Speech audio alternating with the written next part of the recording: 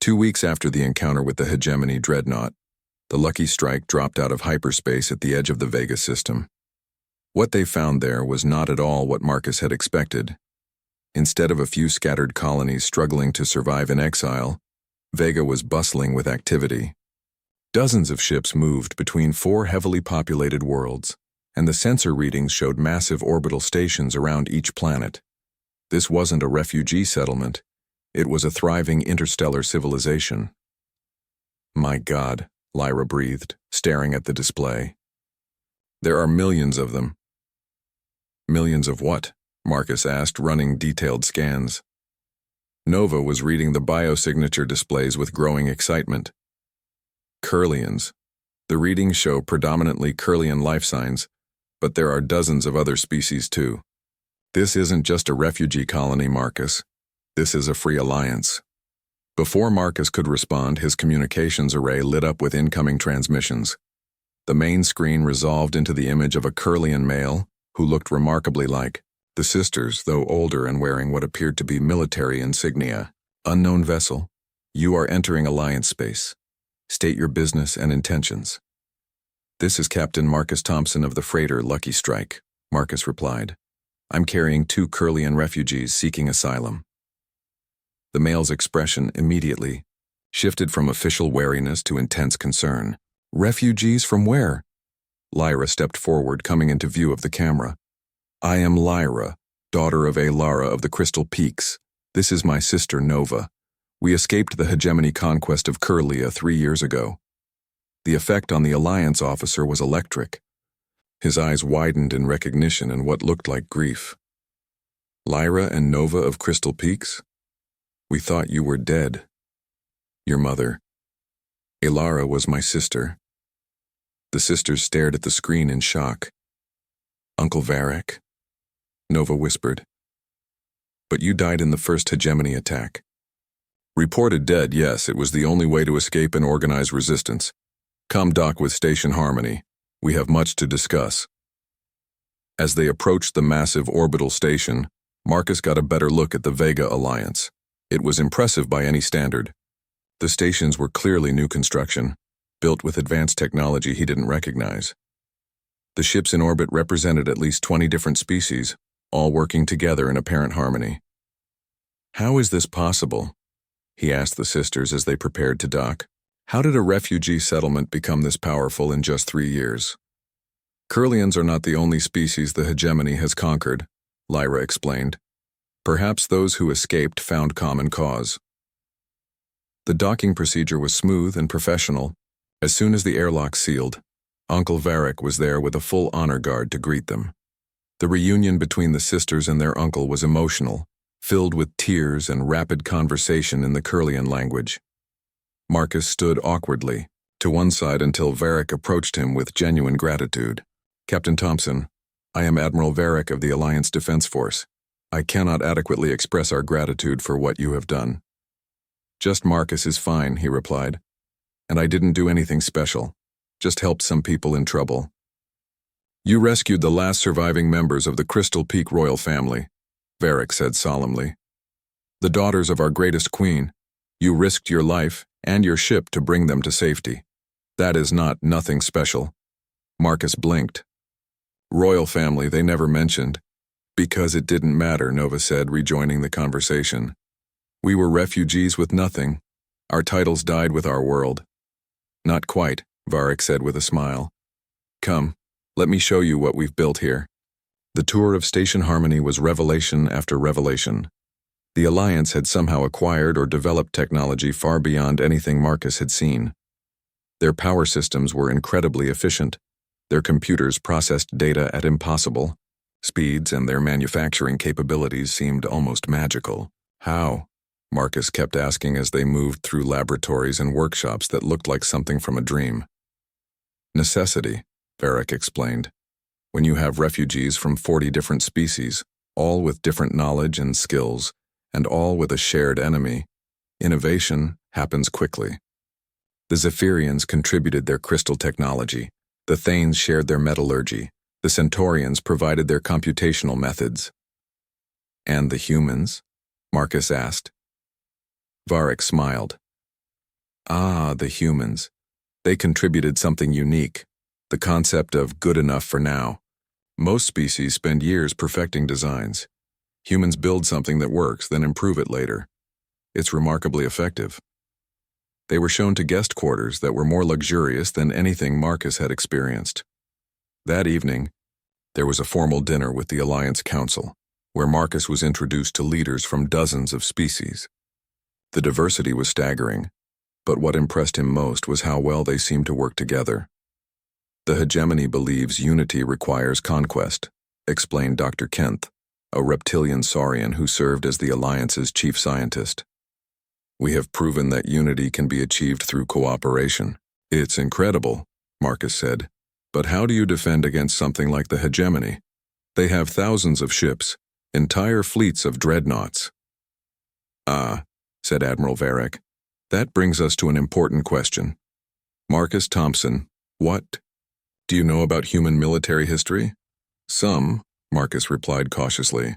My grandfather fought in the colonial wars. Then you know humans have a talent for asymmetric warfare, fighting smarter rather than bigger. The Alliance has been studying human military tactics extensively. Over the next few days, Marcus learned the full scope of what the Alliance was planning. They couldn't match the hegemony ship for ship, but they didn't intend to. Instead, they were developing new technologies and strategies that could level the playing field. Distributed networks instead of centralized fleets, Varric explained during a briefing. Hit-and-run tactics using ships that can strike and disappear, turning the hegemony's size against them. You're talking about a war, Marcus said. The war has already started, Lyra said quietly. The hegemony won't stop with the worlds they've already taken. They'll keep expanding until someone stops them. But why tell me all this? I'm just a cargo hauler. Admiral Varric exchanged glances with his staff. Actually, we have a proposition for you. The Alliance needs independent operators, people who can move freely through known space without attracting attention. Your ship, your cover as a simple freighter captain, your knowledge of human space. You want me to spy for you, Marcus said. We want you to be our eyes and ears, Varric corrected. Help us understand hegemony movements, find other refugees who need rescue, establish contact with resistance groups. Nothing too dangerous. Marcus looked around the room at faces representing dozens of species, all united in their desire for freedom. He thought about the slavers on New Geneva Station, about Commander Vrac's threats, about entire civilizations ground under the hegemony's boot. What would I have to do? The briefing that followed outlined a network of resistance cells spread across dozens of systems. Most were small, isolated groups with limited resources. The Alliance was trying to coordinate them, provide support, and intelligence, but they needed people who could travel freely to make contact. It's dangerous work, Varric warned. If the hegemony discovers what you're doing. They already want to kill me, Marcus pointed out. Might as well make it count. Later that evening, as he walked through the station's observation deck, Lyra found him staring out at the stars. Having second thoughts? She asked. Probably, Marcus admitted. A month ago, my biggest worry was whether to take a mining job in the Centauri system or head out to the Rim territories. Now I'm considering becoming a rebel spy. You don't have to do this, Lyra said softly. You've already done more than anyone could ask. Marcus turned to look at her. In the starlight, her silver hair seemed to glow, and her violet eyes held depths he was only beginning to understand. Over the past few weeks, he'd found himself drawn to both sisters, but to Lyra in particular. There was a strength in her, a quiet determination that reminded him of his grandmother. Yeah, I do have to do this, he said finally, because it's the right thing to do, and because someone has to stand up to bullies no matter how big they are. Lyra smiled, and Marcus felt something warm settle in his chest. That's very human of you. Is that good or bad? It's what makes humanity special, she said. You see injustice and you can't help but fight it, even when fighting makes no sense. Marcus looked back out at the stars, thinking about the choice ahead of him. It would be dangerous, probably fatal eventually. But the alternative was going back to hauling cargo while civilizations died and entire species were enslaved. Well, he said. I guess I'd better learn how to be a proper rebel then. 3 days into their journey, Marcus was beginning to understand just how different Curlians were from humans. It wasn't just their empathic abilities or their ethereal appearance. It was the small things that added up to something profound. They moved through the ship like dancers, never bumping into anything despite the cramped quarters. They seemed to anticipate each other's movements perfectly, sharing tasks without discussion. When one sister was tired, the other would quietly take over whatever she was doing. They ate very little, and what they did eat was exclusively plant-based. Your species is carnivorous, Nova observed on the third evening as Marcus prepared his dinner. The steak from New Geneva Station had been magnificent, but now he was back to standard protein rations. Omnivorous, Marcus corrected. We eat plants too. Probably too much meat if I'm honest. My doctor back home was always telling me to eat more vegetables. Lyra, who was reading something on a datapad, looked up. Curlians evolved from herbivorous creatures. The concept of eating flesh is disturbing to us, but you don't judge us for it, Marcus said. It was a statement, not a question. In the 3 days they'd been together, neither sister had shown any sign of disgust or disapproval when he ate meat. We sense no cruelty in you, Lyra explained. Your consumption of meat is necessity in nature, not malice. There is a difference. Marcus had been learning about these differences through observation. The sisters required very little sleep, perhaps 3 hours per night.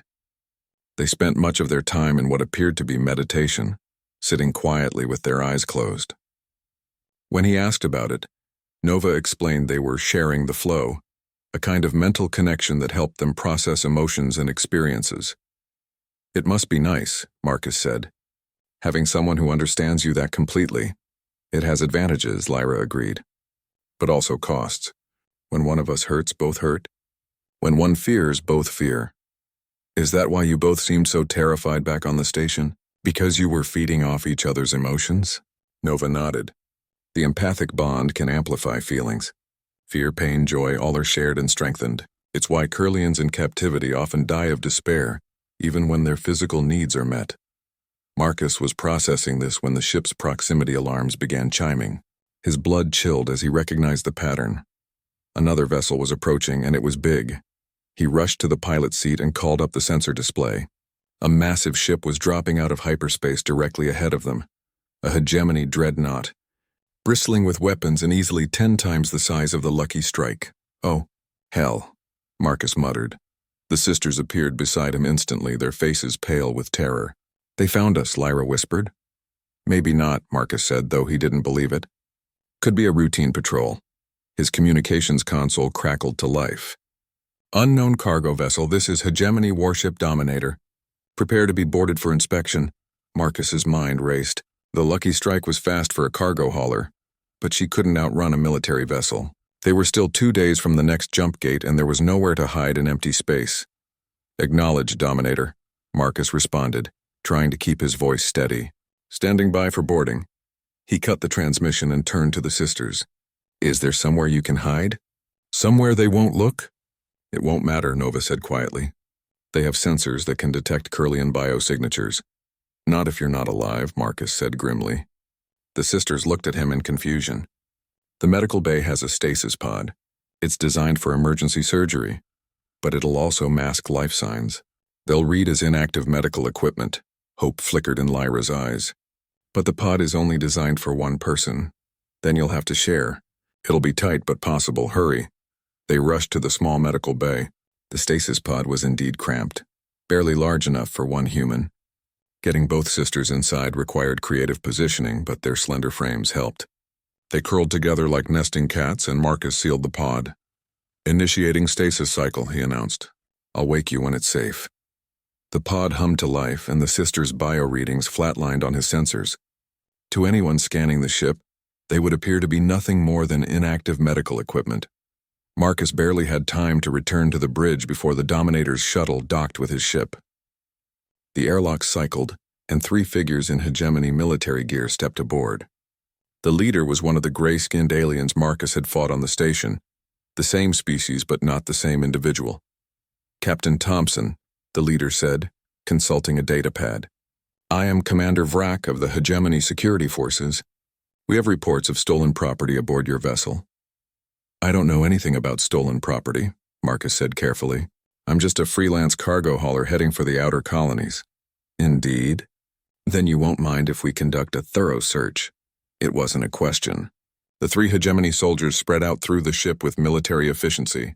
They had scanners that swept every compartment, every storage locker, every possible hiding place. Marcus's heart hammered as they approached the medical bay. What is this equipment? One of the soldiers asked. Medical stasis pod, Marcus replied. Required by law on single-pilot vessels for emergency surgery. The soldier's scanner swept over the pod. Inactive. Last used 6 months ago according to the logs. Marcus had hastily altered the logs during the few minutes he'd had before boarding. Thank God for his uncle's training in ship systems. The search continued for nearly an hour. They examined his cargo hold, his personal quarters, even the maintenance areas. They found nothing because there was nothing to find except 2 aliens in medical stasis who registered as inactive equipment. Your destination is listed as Vega Sector, Commander Vrak said when the search was complete. Dangerous area. Pirates, rebels, unsavory elements. Good money and dangerous cargo runs, Marcus replied. I can handle myself. I'm sure you can. You have something of a reputation, Captain Thompson. 3 hegemony citizens were found beaten unconscious on New Geneva Station 3 days ago. They claim a human matching your description attacked them. Marcus shrugged. Must have been some other human. We all look alike, right? Vrak's eyes narrowed, but he had no proof. Indeed. However, I should warn you that the hegemony takes a dim view of those who interfere with our operations. The human government might not be able to protect you if you anger the wrong people. I'll keep that in mind, Marcus said. The soldiers packed up their equipment and prepared to leave. At the airlock, Vrak turned back. If you should happen to encounter any Curlian refugees in your travels, Captain, remember that the hegemony offers substantial rewards for their return. They are valuable property. I'll remember, Marcus said through gritted teeth. The shuttle undocked, and the massive dreadnought jumped back into hyperspace, leaving the Lucky Strike alone in the void. Marcus waited a full hour before returning to the medical bay and beginning the revival sequence. The sisters emerged from stasis, gasping and disoriented. Shared stasis had apparently been an intense experience for their empathically linked minds. Are we safe?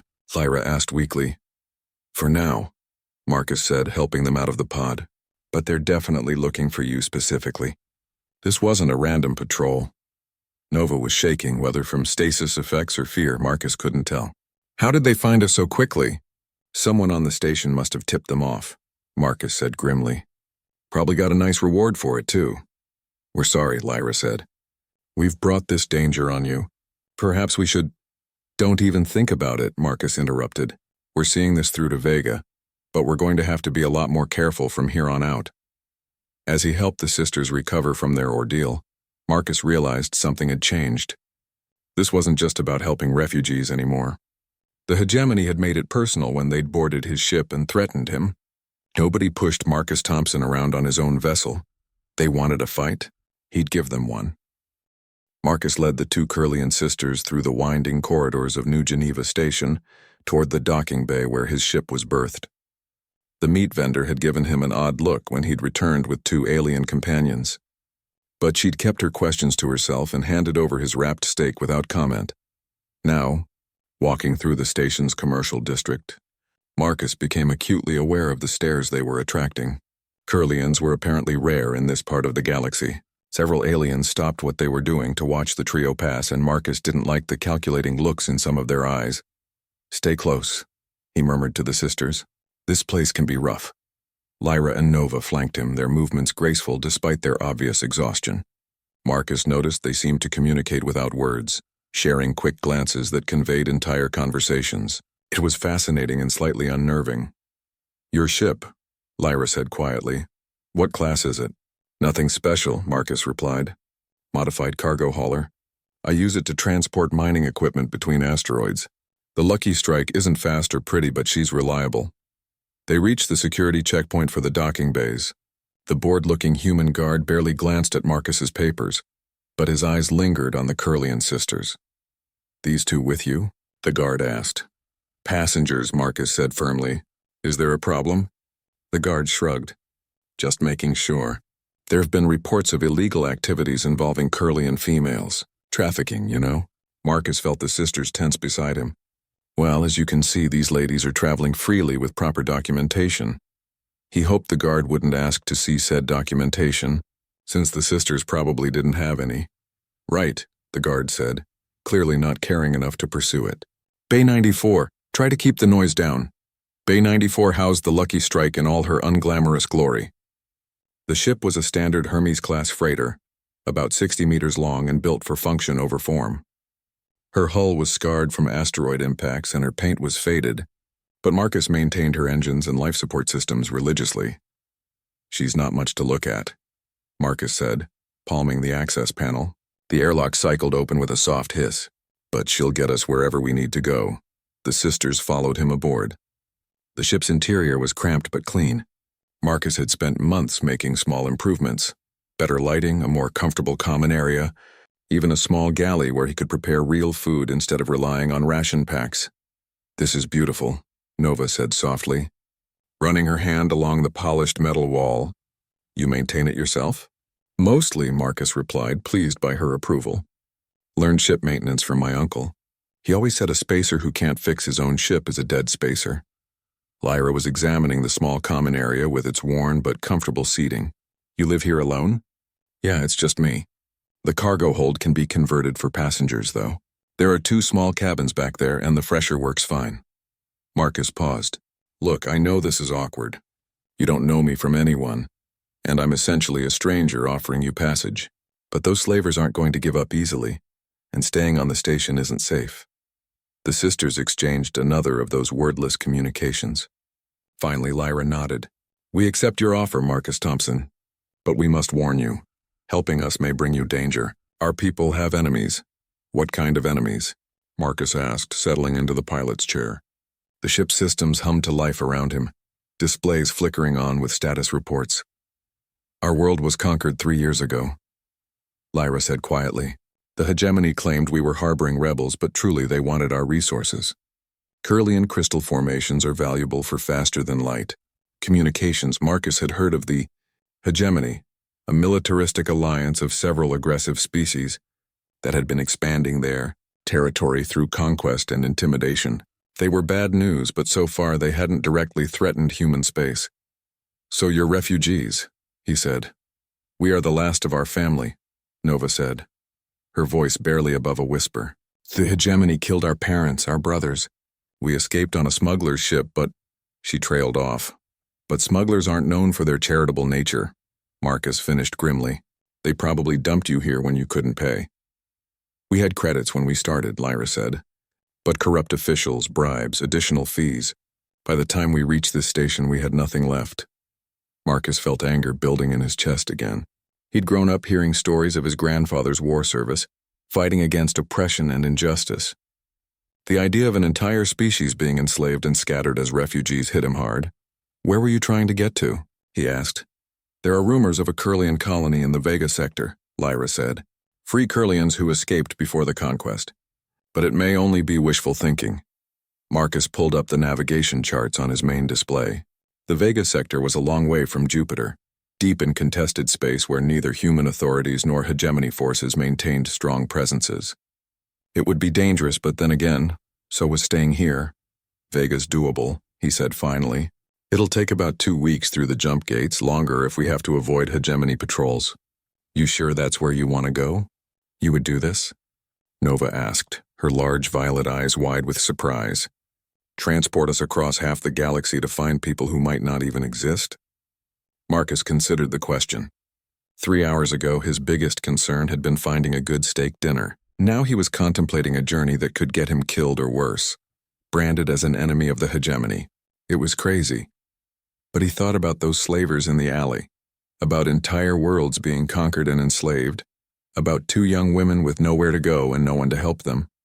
He thought about the values his grandfather had tried to instill in him about standing up for what was right, even when it was dangerous. Yeah, he said, beginning the launch sequence. I'll take you to Vega. But first we need to get off this station before someone comes looking for those guys I beat up.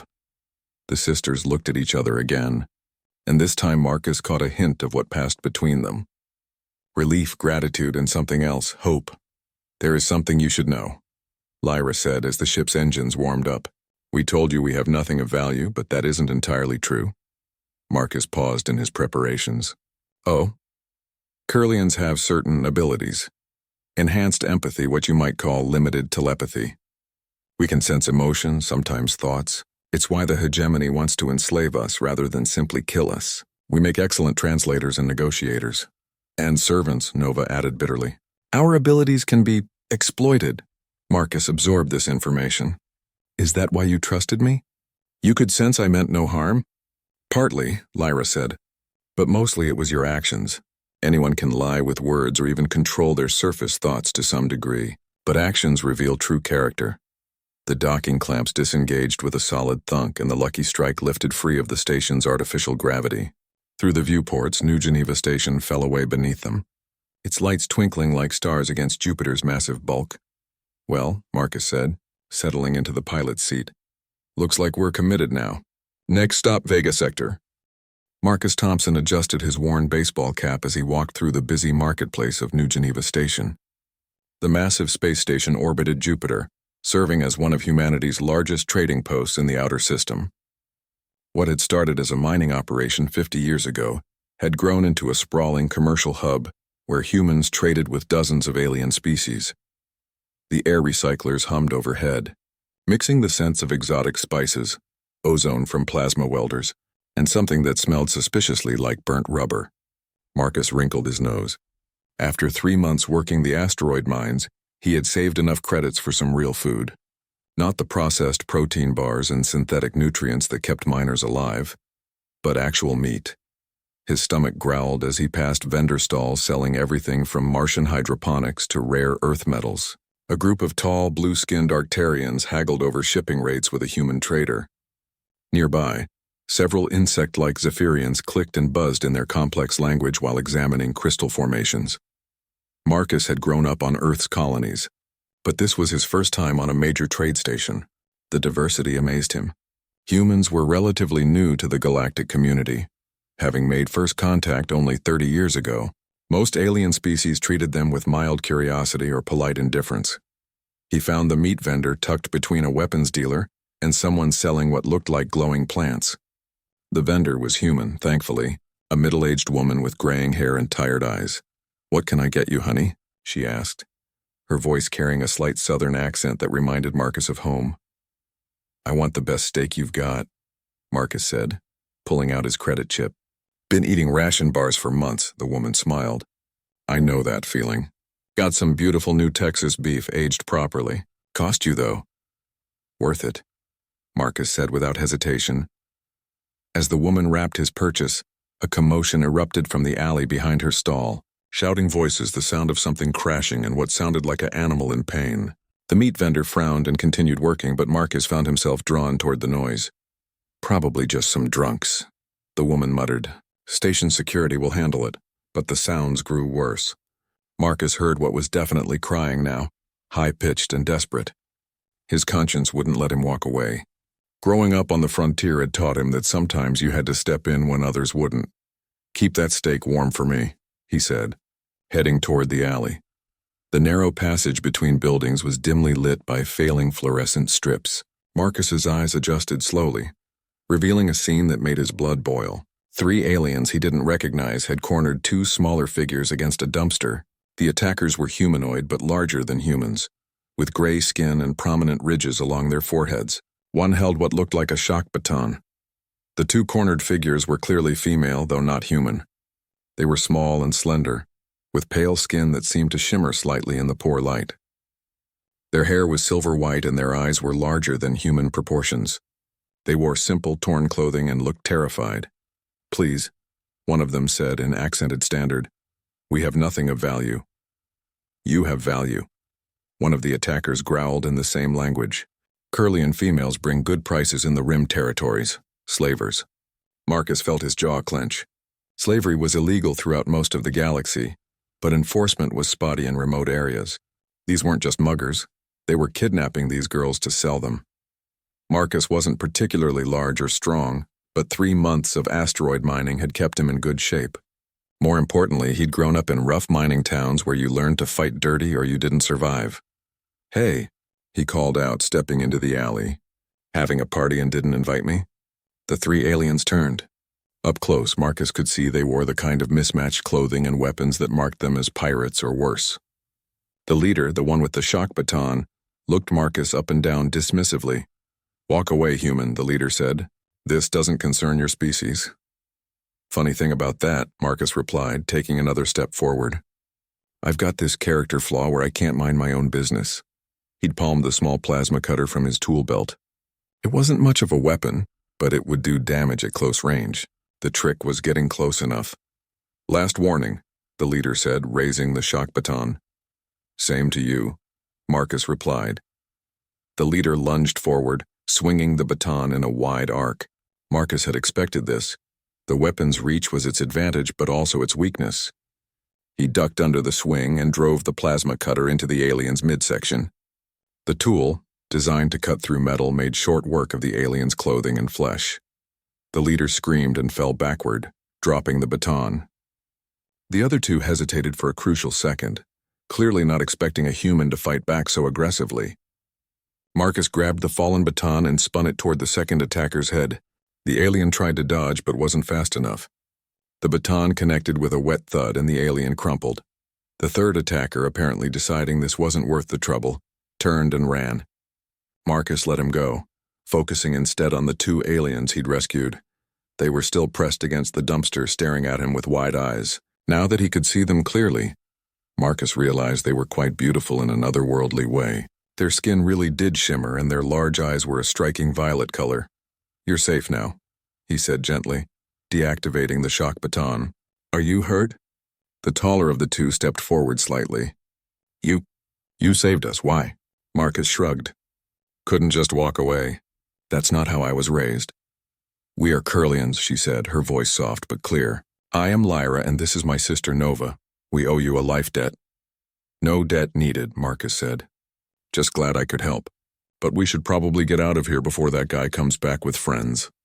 Lyra looked at her sister, who nodded slightly. "We have nowhere to go," Lyra admitted. "Our transport left without us when we couldn't pay the full fare. We've been hiding on the station for 3 days." Marcus felt his heart sink. He knew what happened to stranded aliens on stations like this, especially attractive females. Without credits or protection, they'd end up prey for slavers like the ones he'd just fought off. "Look," he said, surprising himself with what he was about to offer. "I've got a small ship, nothing fancy, but it's got life support for a few passengers. Where were you trying to get to?" "Anywhere away from here," Nova spoke for the first time, her voice even softer than her sister's. Marcus made a decision that would change his life forever. "Come on then. Let me collect my dinner and we'll figure out where to go from there." 6 months after arriving at Vega, Marcus was beginning to understand why humans had earned a reputation for being slightly insane. His first 3 missions for the Alliance had been successful, but each one had required split-second decisions that any sane being would have avoided. The Lucky Strike now carried hidden compartments, encrypted communication equipment, and weapons that definitely weren't standard cargo hauler accessories. More importantly, she carried hope to resistance cells scattered across the galaxy. His current mission was supposed to be simple: deliver medical supplies to a Saurian refugee camp on the mining world of Kepler 442b, then extract a high-value intelligence asset. But as Marcus dropped out of hyperspace and saw 3 hegemony destroyers in orbit around the planet, he realized simple was not an option. "Nova, scan those ships," he said into his comm. "I need to know if they're actively patrolling or just stationed here."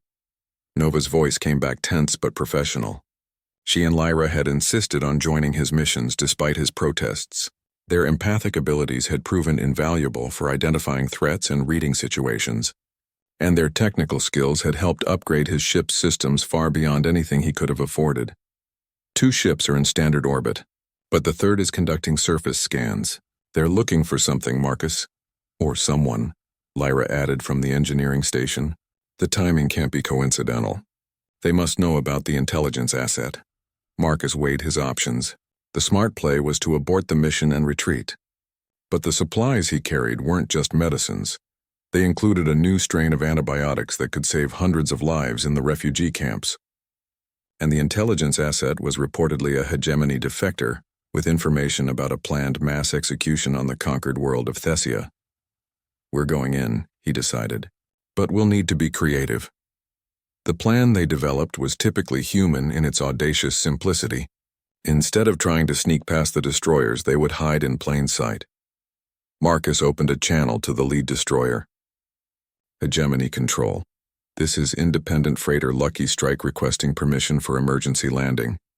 We've got a reactor coolant leak and need immediate repairs.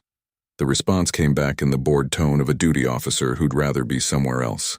Lucky Strike, you are cleared for emergency landing at Mining Station 7. Report to security upon touchdown for inspection. Acknowledged, Control. Thanks for the help. As they descended through the atmosphere, Marcus marveled at how often the best disguise was the truth.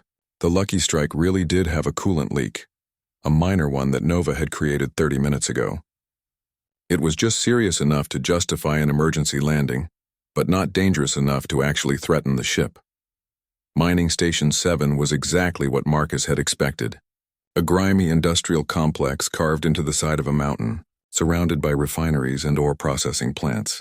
The kind of place where people minded their own business and asked few questions.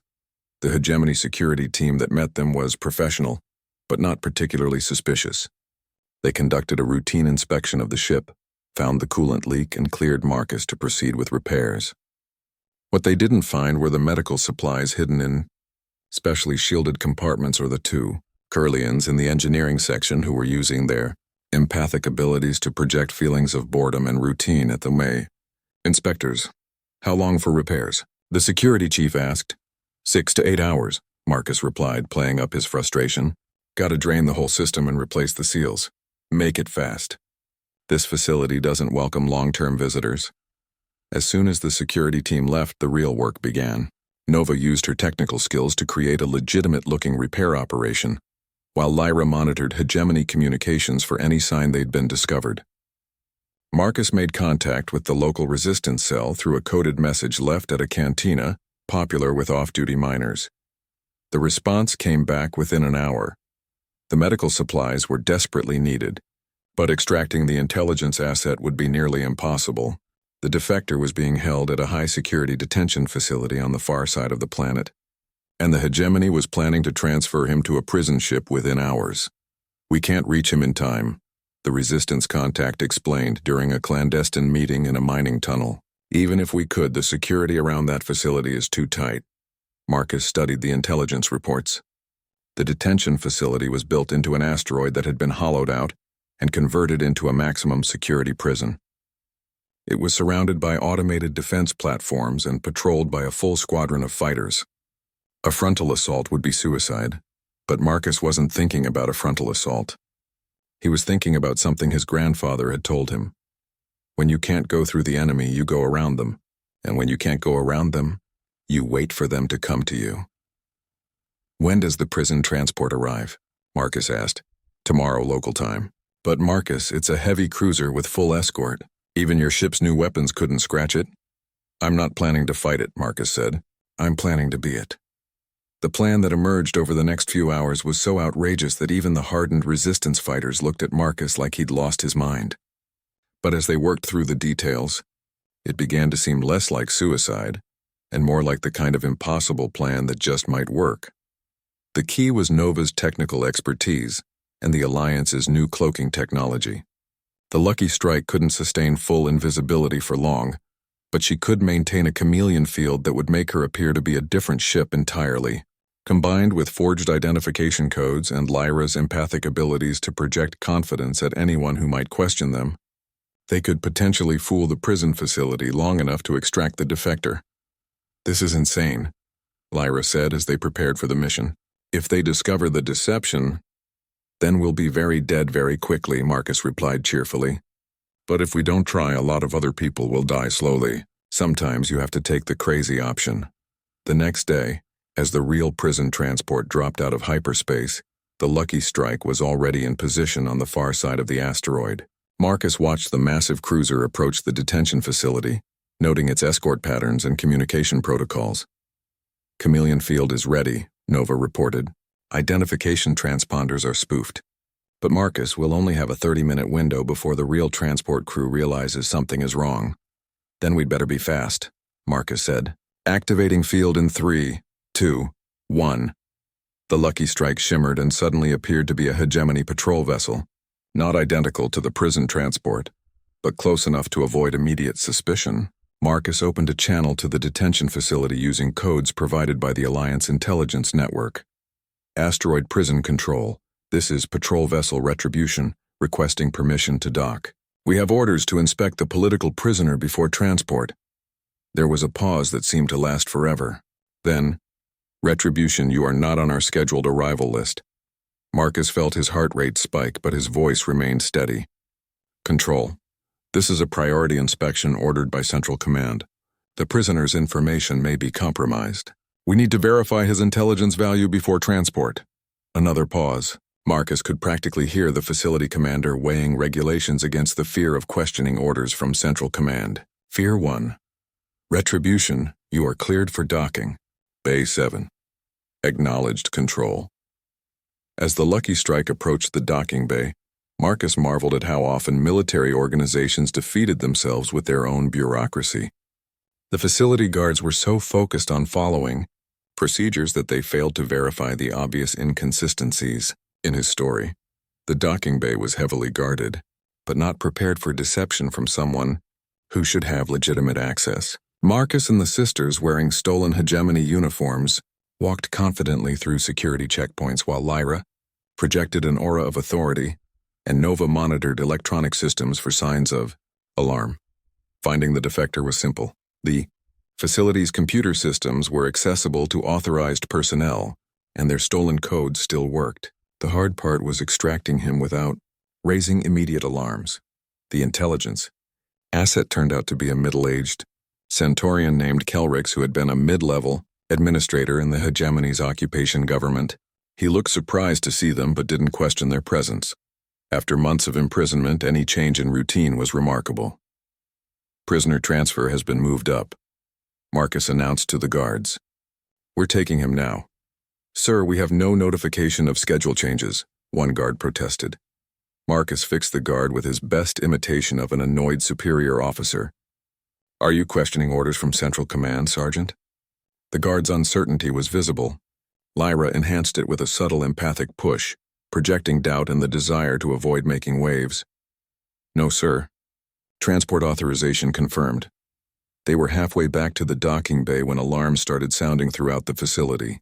The real prison transport had finally made contact and someone had realized there was an imposter on the station. Move! Marcus shouted, abandoning all pretense. They ran for the docking bay as security forces mobilized throughout the facility. Sir. Facility doesn't welcome long-term visitors. As soon as the security team left, the real work began. Nova used her technical skills to create a legitimate-looking repair operation, while Lyra monitored hegemony communications for any sign they'd been discovered. Marcus made contact with the local resistance cell through a coded message left at a cantina, popular with off-duty miners. The response came back within an hour. The medical supplies were desperately needed, but extracting the intelligence asset would be nearly impossible. The defector was being held at a high-security detention facility on the far side of the planet, and the hegemony was planning to transfer him to a prison ship within hours. We can't reach him in time, the resistance contact explained during a clandestine meeting in a mining tunnel. Even if we could, the security around that facility is too tight. Marcus studied the intelligence reports. The detention facility was built into an asteroid that had been hollowed out and converted into a maximum security prison. It was surrounded by automated defense platforms and patrolled by a full squadron of fighters. A frontal assault would be suicide. But Marcus wasn't thinking about a frontal assault. He was thinking about something his grandfather had told him. When you can't go through the enemy, you go around them. And when you can't go around them, you wait for them to come to you. When does the prison transport arrive? Marcus asked. Tomorrow local time. But Marcus, it's a heavy cruiser with full escort. Even your ship's new weapons couldn't scratch it. I'm not planning to fight it, Marcus said. I'm planning to be it. The plan that emerged over the next few hours was so outrageous that even the hardened resistance fighters looked at Marcus like he'd lost his mind. But as they worked through the details, it began to seem less like suicide and more like the kind of impossible plan that just might work. The key was Nova's technical expertise and the Alliance's new cloaking technology. The Lucky Strike couldn't sustain full invisibility for long, but she could maintain a chameleon field that would make her appear to be a different ship entirely. Combined with forged identification codes and Lyra's empathic abilities to project confidence at anyone who might question them, they could potentially fool the prison facility long enough to extract the defector. "This is insane," Lyra said as they prepared for the mission. "If they discover the deception, then we'll be very dead very quickly," Marcus replied cheerfully. "But if we don't try, a lot of other people will die slowly. Sometimes you have to take the crazy option." The next day, as the real prison transport dropped out of hyperspace, the Lucky Strike was already in position on the far side of the asteroid. Marcus watched the massive cruiser approach the detention facility, noting its escort patterns and communication protocols. "Chameleon field is ready," Nova reported. "Identification transponders are spoofed.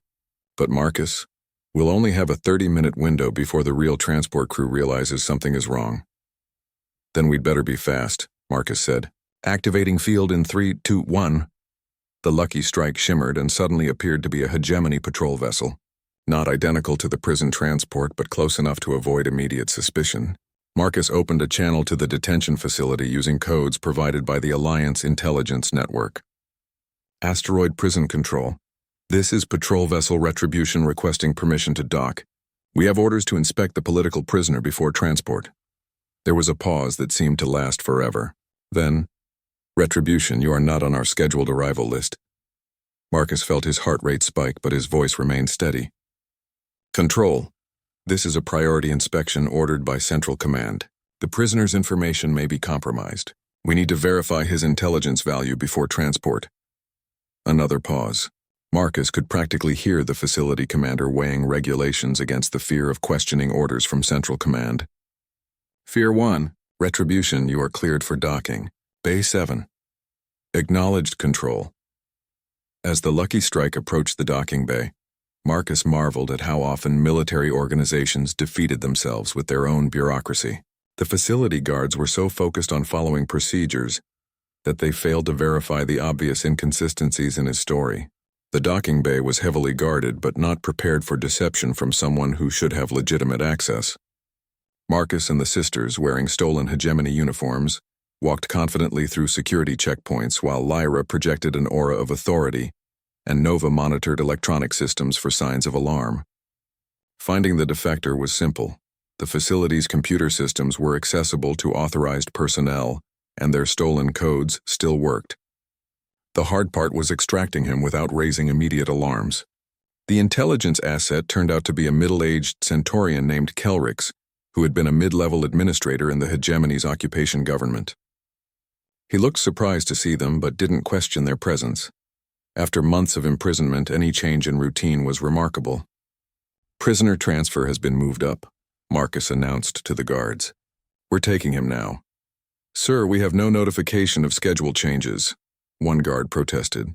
Marcus fixed the guard with his best imitation of an annoyed superior officer.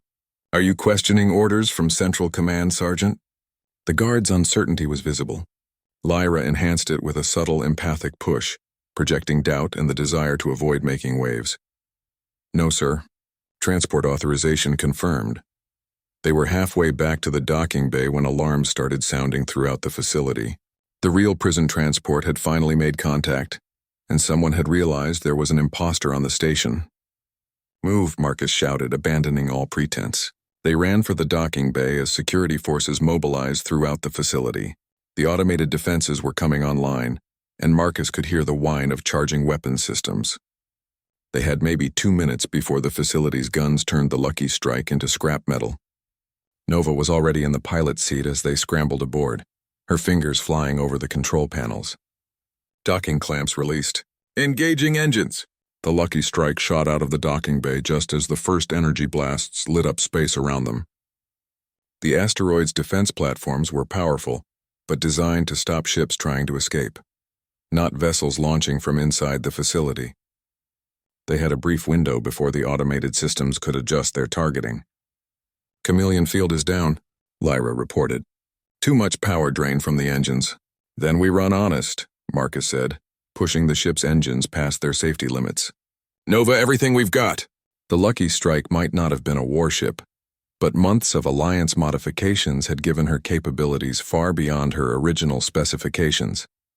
She twisted through the asteroid field like a racing craft, using the rocky debris as cover while the prison facility's weapons tried to find targeting solutions.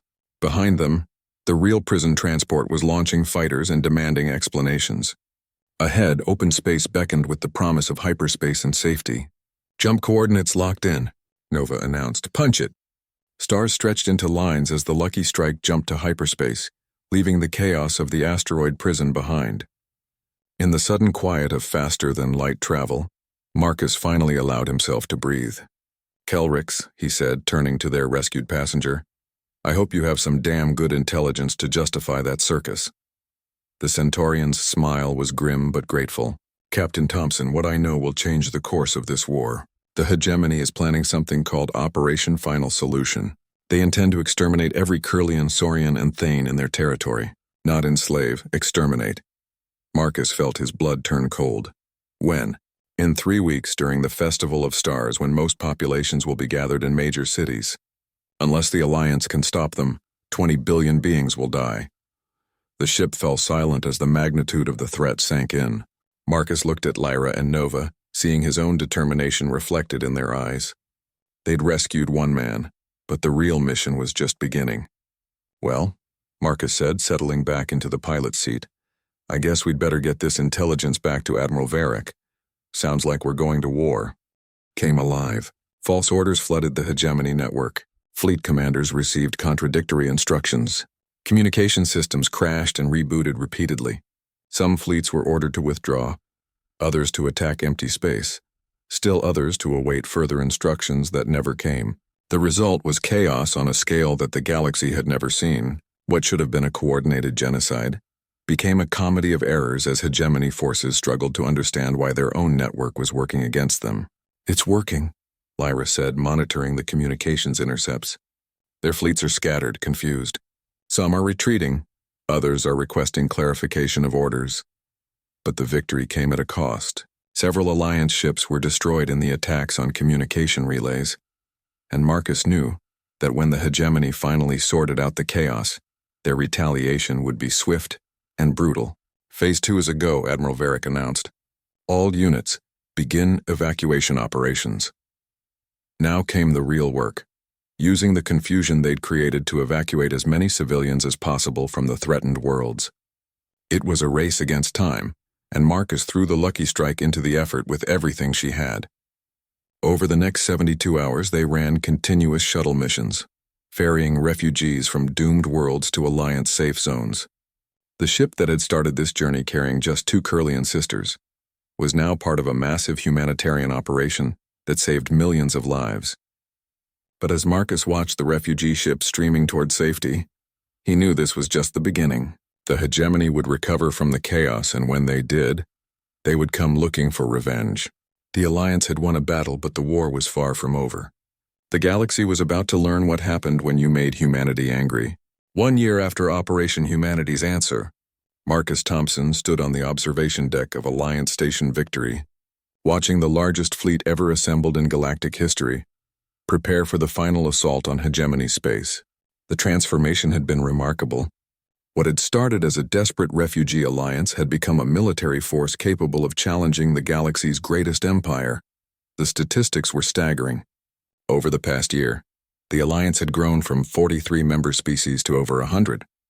Refugee populations that had been scattered and helpless were now organized, armed, and united by a common purpose.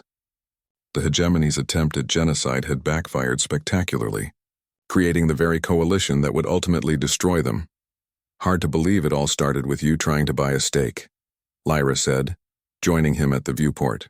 The past year had changed her as much as anyone. The frightened refugee he'd rescued on New Geneva Station was gone, replaced by Admiral Lyra of the Alliance Strategic Command. She still wore her silver hair long, but now it was held back by a military-issue headband, and her violet eyes held depths of experience that spoke of battles fought and won.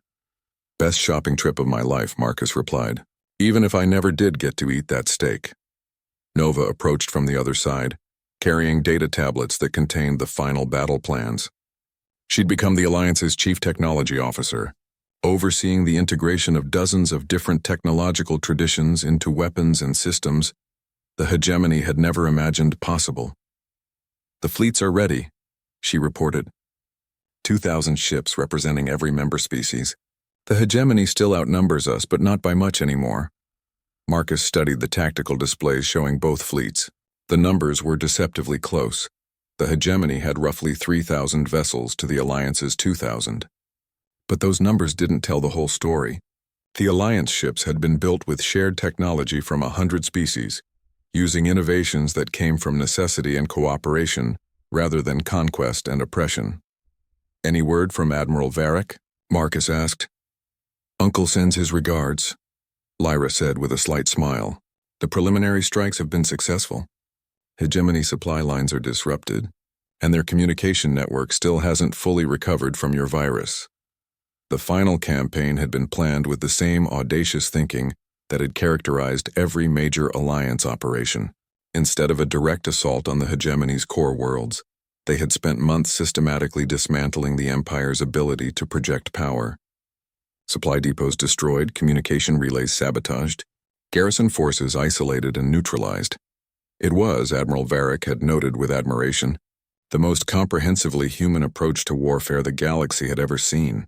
Where other species focused on honor, territory, or dominance, humans focused on winning by whatever means necessary.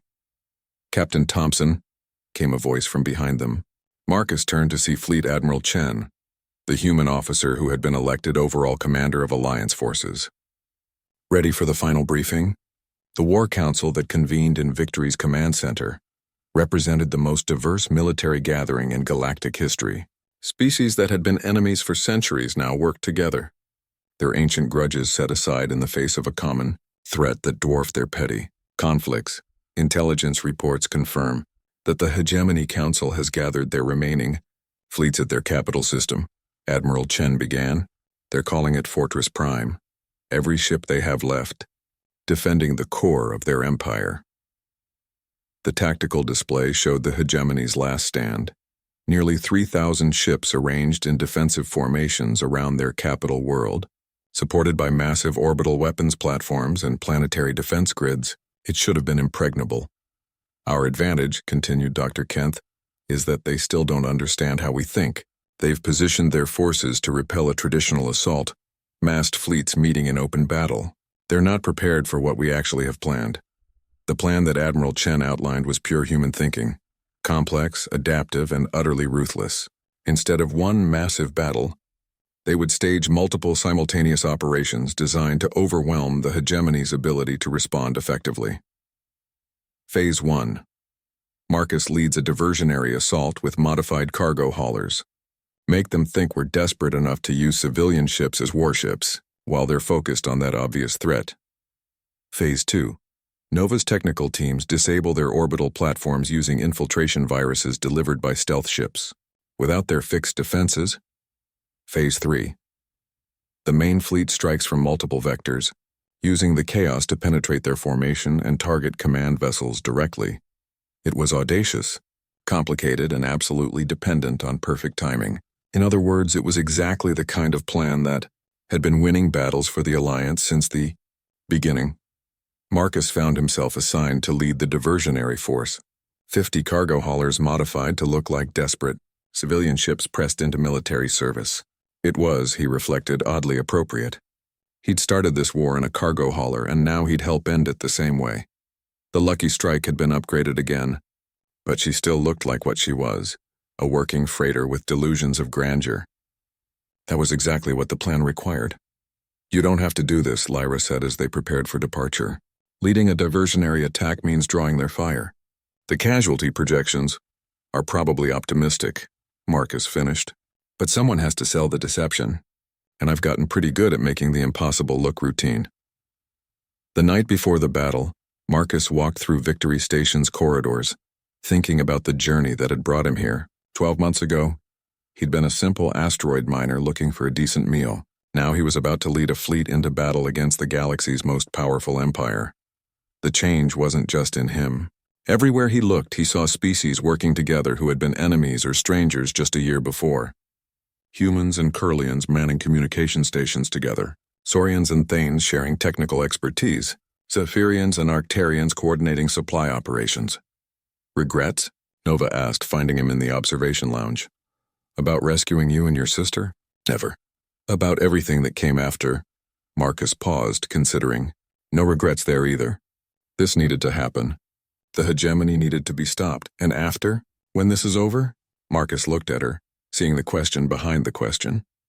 Over the months they'd worked together, the relationship between him and the sisters had evolved into something deeper than partnership or friendship. They'd become a family of sorts, bonded by shared danger and common purpose. I suppose that depends on what you and Lyra want, he said finally. I'm just a cargo hauler who got lucky. You two are royalty, even if you don't like to admit it. When the galaxy is free, you'll have choices I can't even imagine. Nova smiled, and Marcus saw echoes of the frightened refugee she'd once been alongside the confident officer she'd become. Marcus Thompson, after everything we've been through together, do you really think we'd choose anywhere but beside you?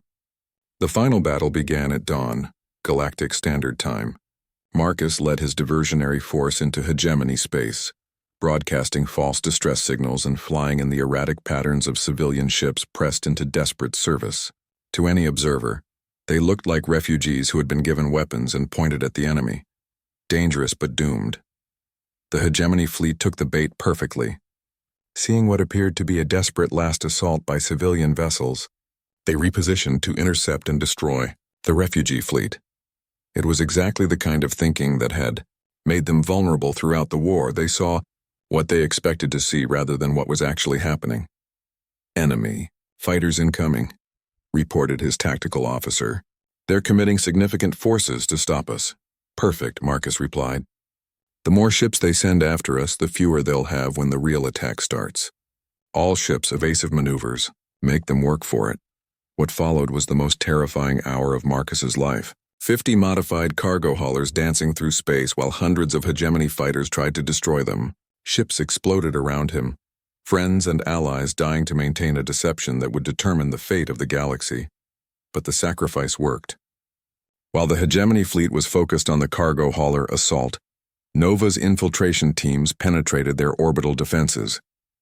Stealth ships delivered viruses that cascaded through weapons platforms, turning them against each other. Within minutes, the impregnable fortress became a chaotic battle zone. That's when Admiral Chen struck with the main fleet. 2,000 Alliance warships dropped out of hyperspace simultaneously, their timing coordinated to the second. They struck from 6 different vectors, overwhelming the hegemony's ability to respond effectively. All diversionary units, break off and regroup, came the order from Fleet Command. Main assault is commencing. Marcus pulled the Lucky Strike away from the battle zone, watching as the largest space battle in galactic history unfolded around him. Alliance and hegemony fleets clashed in a maelstrom of energy weapons and exploding ships, but the outcome was never really in doubt. The hegemony's rigid thinking couldn't adapt to the Alliance's chaotic, improvisational tactics. Within 6 hours, it was over. The hegemony,